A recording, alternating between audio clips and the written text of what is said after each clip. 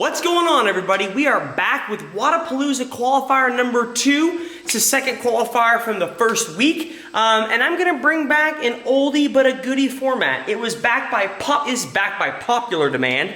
People have requested it. I mean, I could put out like an 8-minute video of talking about strategies and pacing, and I think that's still important. But we're gonna bring back the 2-minute thing. Kind of the first thoughts, like. Essentially what's gonna happen is I'm gonna do 2 minutes on the clock. In those 2 minutes, I'm gonna talk about the whole workout as much as I can, my ideas, what I did, what I thought was great, as far as I can get in the workout. And then again, if the 2 minutes finishes and I have some last parting thoughts, I'll throw it your direction. So, it's gonna be awesome. Let's get started. In today's colors, we have black, pink, and green. So prepare yourself. All right, 10 seconds. I'm gonna write the workout up in black, if you guys don't mind. Getting it. What are we doing? We've got a 16-minute AMRAP, okay? Number 2. We've got 40 alternating dumbbell snatch, okay? I'm not gonna write the weights down, no one cares. 40 pull-ups, 30 double dumbbell deadlifts. That's a lot to write and say. 30 chest to bar pull-ups. I'm sorry if my clock's getting in the way. 20 devil's press at 50 pounds in hand, and finally 20 bar muscle ups. So, my first thoughts when I approach this workout, I did it this morning, okay? My first thoughts is the idea of just because you can go unbroken doesn't mean you should. Just because you can do it doesn't mean you should do it. So what I'm trying to say is, I mean, first of all, I would say this probably should be unbroken. The first time you do it, probably. So this should probably be unbroken, right?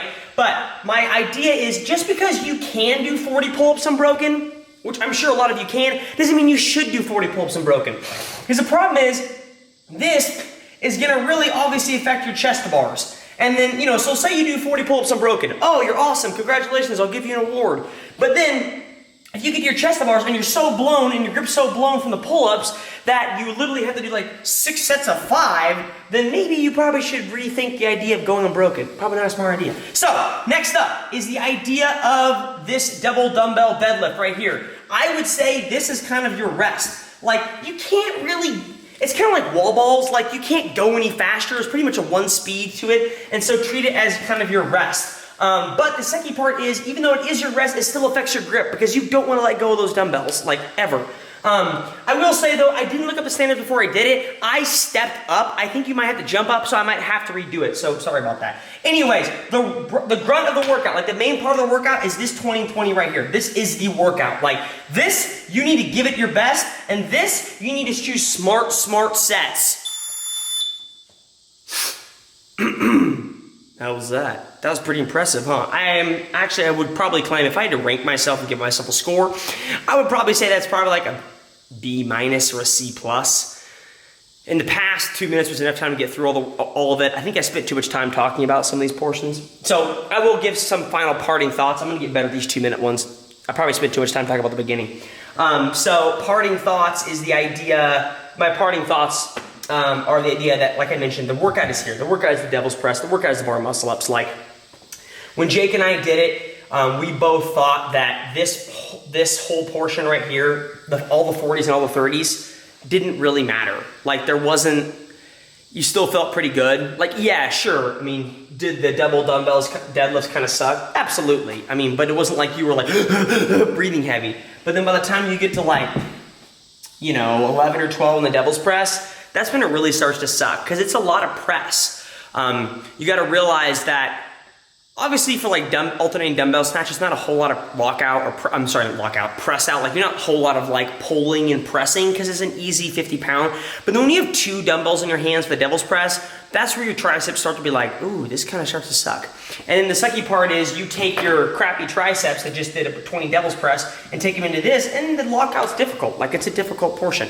I would say for your bar muscle ups, choose smart sets. I jumped up there and felt pretty decent, and I was like, I could probably do 10. No, I did not do 10. I said, you know what? Probably not smart. Like, could I have done 10? Absolutely. Then would have the rest of my reps looked like crap and been really slow? Probably so.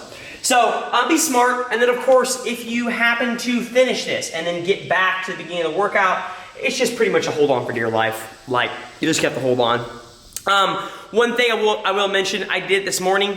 I got back to, I don't remember my exact score. I was in here. I was in the double dumbbell deadlifts. I will say though, I did not look up the standards before I did it. Because I figured like the standard for burpees this year for the because if you figure it, a double dumbbell deadlift and devil's press has a burpee in it. So this year in the open, the burpee, we were allowed to step up on a burpee.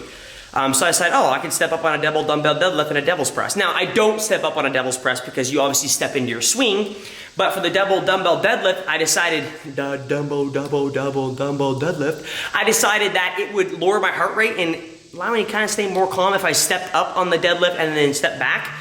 So I did do that. I will say I looked at the standards after because I figured like, so it's a burpee. I can step up in the open. Why can't I step up in the Wodapalooza? I didn't look it up till after that it said, it didn't really say like you couldn't step up. It just said when you jump your feet forward. So I'll have to ask somebody. I might actually have to redo it again just because I'm illiterate and don't know how to read. So I would say if you are gonna try it, maybe ask and figure out if you can step up or jump forward. I don't know. I don't really think there's really a difference to it. Like if we can do it in the open, who cares? Like what's the difference? For me, it's just the idea of keeping my heart rate lower. So if I have to go back and do a jump up, not a step up, it probably would be faster because it would probably increase my heart rate more, but it would be faster because the idea of when I got back here my second time, I did jump up because I was pressed for time, and it is faster. It just increases your heart rate a little more. So, hope you guys appreciate that. This is the workout number 2 for Wodapalooza. Other than that, thanks for hanging out, guys. We'll talk to you guys later. See ya!